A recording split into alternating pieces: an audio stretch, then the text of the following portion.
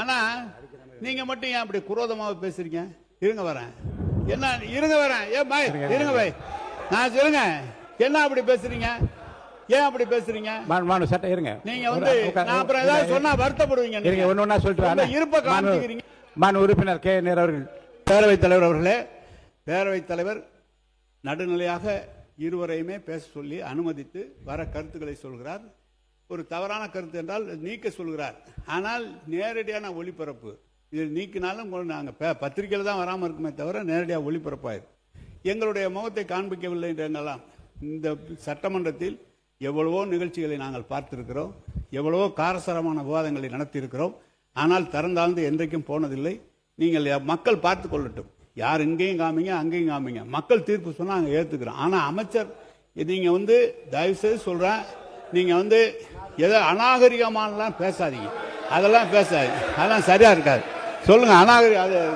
இந்த சட்டமன்றத்தில் மாண்பு பேரவைத் தலைவர் அவர்களே, இந்த சட்டமன்றத்தில் ஏன் வழக்கு வாபஸ் பெறப்பட்டது என்பதெல்லாம் பல விளக்கமாக முதலமைச்சர்களே பேசியிருக்கிறார்கள்.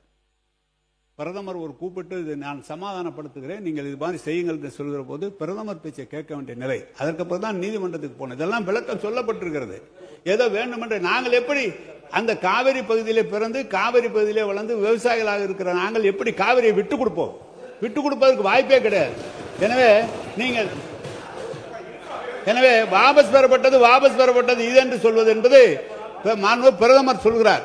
பிரதமர் ஒரு வார்த்தை சொல்கிற போது மாண்பு முதலமைச்சர் எப்படியாவது சுமூகமான ஒரு நிலை ஏற்பட வேண்டும் என்ற எண்ணத்தில் தான் அது செய்யப்பட்டது தவிர அதற்காக நாங்கள் வேண்டுமென்றே செய்யப்பட்டதெல்லாம் என்று இல்லை. சபையிலே இதை பற்றி அதிகமான தரவை சொல்லப்பட்டிருக்கிறது. அவருக்கு இது தெரியுமா தெரியும், ஆனால் தெரிந்திருக்க வேண்டும். கொஞ்சம் கற்றவர் அவர் தெரிஞ்சிருக்க வேண்டும். ஏற்கனவே இது சொல்லப்பட்டு அதுக்கப்புறம் தான் நடுவர் மன்ற தீர்ப்பை வலியுறுத்தி நடுவர் மன்றத்தில் 220 டிஎம்சி என்று சொல்லி அதற்கு பிறகு ஒரு வழக்கு தொடர்ந்து 14 டிஎம்சி குடிநீருக்காக குறைக்கப்பட்ட காலம் தொடர்ந்து சட்ட போராட்டம் நடத்தி தான் வந்திருக்கமே தவிர எந்த இடத்திலும் விட்டு கொடுத்ததில்லை. எனவே நன்றி சொல்றது உங்களுக்கு நன்றி, இதை கொண்டு வந்ததுக்காக.